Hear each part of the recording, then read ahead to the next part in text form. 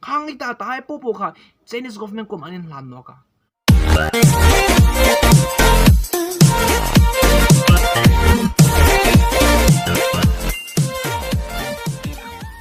Welcome to the study center, and I'm really thankful for your 1,000 subscription, and it's all because of your love and support. Please continue to support the channel, and we're going to build a stronger, very strong society. Okay, welcome to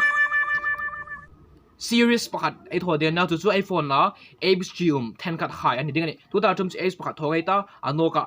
apps pakat ai thon ok pe ding ani adu do na series ai thon ti na ni chu. Okay, let's get to the video.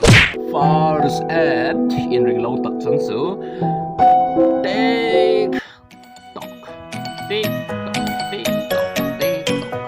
TikTok reached 1 billion downloads. TikTok chun su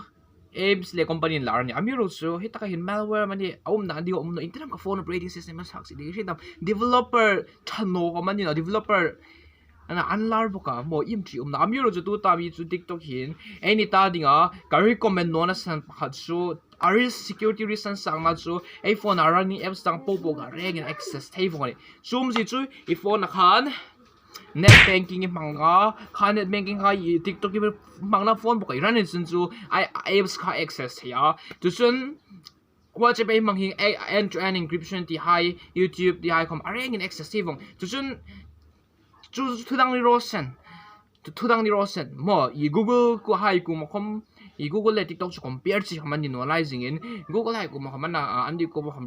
reason sa andi ko mo security credit card data ko may pek to tri be beng no TikTok ko ma zo pek chu mo amiro chu lo ni da sin la kom tiom no chu na pakhat chu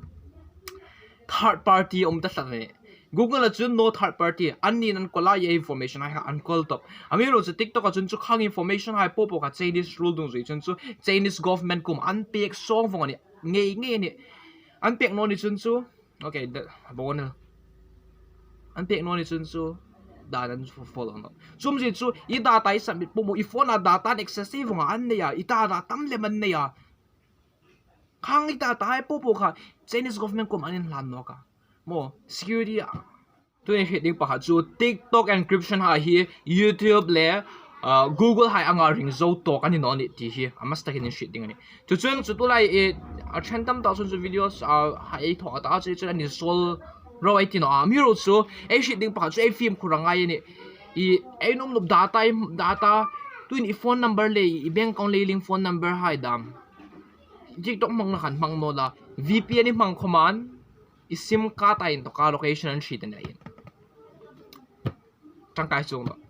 ji no zu da ni amiro chu mang loading ne yin thil thai no chu le chun film kuro to ka chun apps dang apps iPhone ai lo mang le lo so tang kai back a chium na TikTok de ka chium lem adang hai ai hong su lang de ni ole chu da ring chun chu goodbye for all cartoon video informative tak ka hong post ding ani a contact kita a grow up ding ani let's build a strong society.